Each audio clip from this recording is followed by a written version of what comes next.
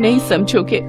तनु और पूजा की आंखों में आंसू आ जाते हैं और फिर वो अपनी दुख भरी कहानी पुलिस वालों को बताती है।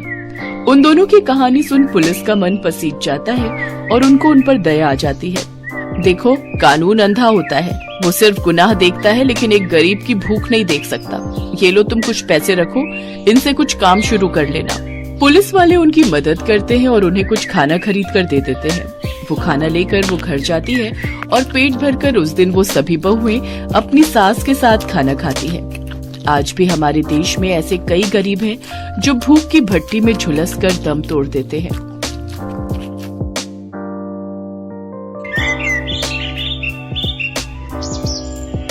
रमा, मधु और सुधा आशा देवी की 3 सरकारी बहुएं। रमा पेशे से सरकारी वकील थी, मधु एक यूनिवर्सिटी में प्रोफेसर थी और छोटी बहू सुधा एक सरकारी बैंक में नौकरी करती थी। तीनों बहुएं नौकरी वाली थीं, इसलिए तीनों ही पूरा दिन व्यस्त रहती थी।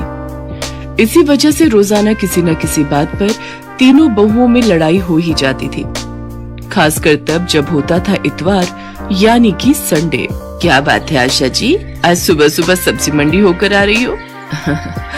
आज इतवार है ना, बहू बेटे देर से सोकर उठेंगे, सोचा घर पर क्या करूं, मंडी ही हो आती हूँ।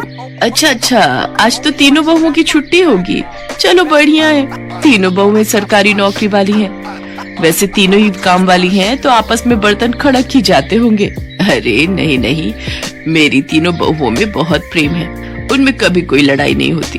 अभी तक तो सब उठकर अपना अपना काम निपटा चुकी होंगी। अपनी वकालत घर में मत झाड़ो भाभी, मैं भी बड़े स्कूल में प्रोफेसर हूँ, मुझे भी गणित आती है। आलू के पराठे में प्याज नहीं डलेंगे, सिर्फ आलू पराठा ही बनेगा। अच्छा, मैं भी देखती हूँ कि तुम आलू के मसाले में प्याज कैसे नहीं मिलाती हो। तुम अकेली आलू का पराठा खाने वाली नहीं हो, हम सब हैं। अरे तो किसने मना किया? 6 आलू हैं, 2-2 तीनों के हो गए, ये दो मेरे, ये दो मेरे।